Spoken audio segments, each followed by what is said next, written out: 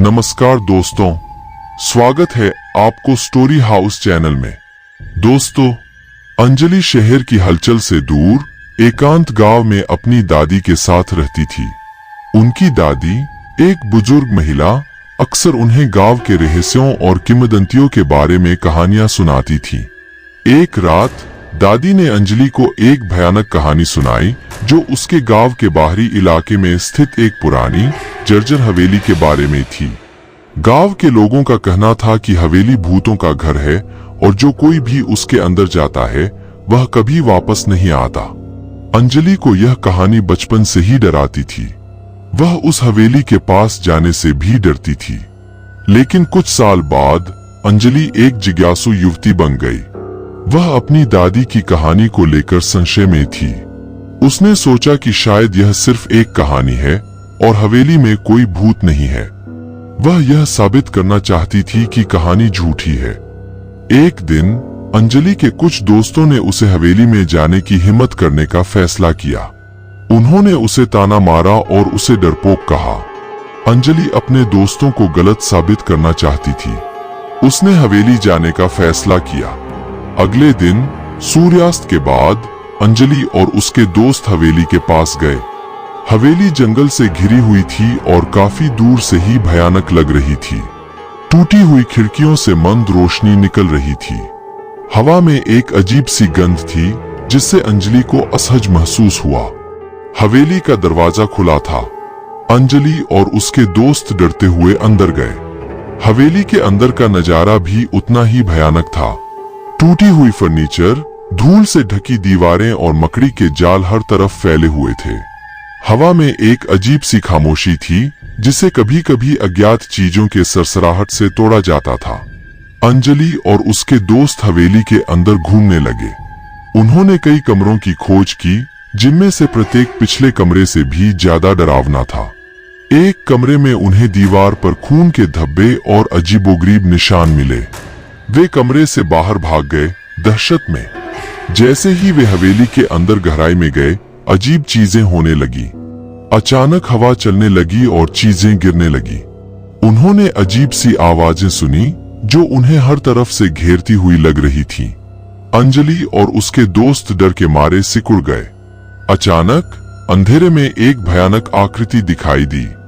यह लंबा और पतला था। इसकी आंखें लाल चमक रही थीं और इसके चेहरे पर एक भयानक मुस्कान थी। अंजलि और उसके दोस्त चीख पड़े और भागने लगे। वे नहीं जानते थे कि कहाँ जाना है। हवेली का लेआउट भूल भुलिया जैसा लग रहा था। वे दौड़ते रहे। उनके पीछे भयानक आकृति आ रही थी। हर मोड़ पर उन्हें लगता था कि वह उन्हें पकड़ लेगा। वे हवा के लिए हाँफ रहे थे। उनके पैर थक चुके थे लेकिन वे रुक नहीं सकते थे।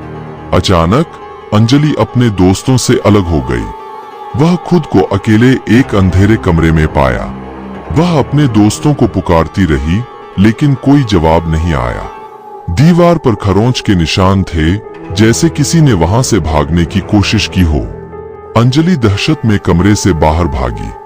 वह हवेली से बाहर निकली और बिना रुके दौड़ती रही। वह तब तक नहीं रुकी जब तक वह गांव के बाहर नहीं पहुंच गई। सूरज निकल रहा था लेकिन अंजलि को राहत महसूस नहीं हुई। वह अपने दोस्तों के बारे में सोचने लगी जो हवेली में कहीं खो गए थे। अंजलि गांव वापस आई और अपनी दादी के पास गई। वह अपनी दादी को सब कुछ बता दिया। उसकी दादी उसे दिलासा देने की कोशिश करती रही लेकिन अंजलि टूट चुकी थी। उसने अपने दोस्तों को खो दिया था और वह नहीं जानती थी कि उनका क्या हुआ होगा। कुछ दिनों बाद गांव के कुछ लोगों ने हवेली के पास जमीन खोदते हुए अंजलि के दोस्तों के अवशेष खोजे। पूरे गांव में शोक की लहर दौड़ गई। अंजलि अपने दोस्तों की मौत से सदमे में थी। उसने खुद को उनकी मौत के लिए जिम्मेदार ठहराया।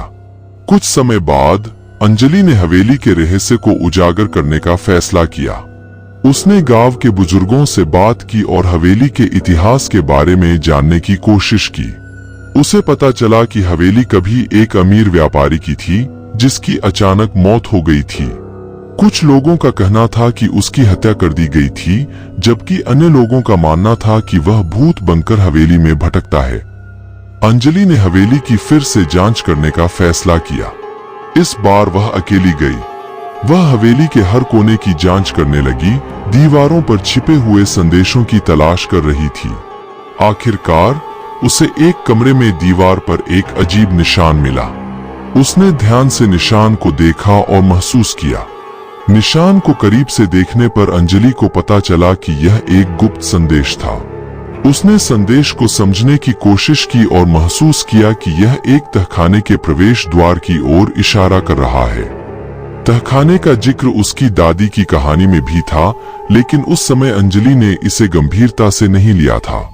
अंजलि ने तहखाने के प्रवेश द्वार को ढूंढ निकाला, जो फर्श के नीचे एक ढीली ईंट के नीचे छिपा हुआ था। उसने ईंट को हटा दिया और एक संकरी सीढ़ी का खुलासा किया, जो अंधेरे और नम तहखाने की ओर ले जाती थी। अंजलि ने अपने बैग से एक मशाल निकाली और सीढ़ियों से नीचे उतर गई।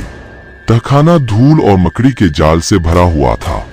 दीवारों पर जंजीरों के निशान थे और टूटे हुए फर्नीचर बिखरे हुए थे।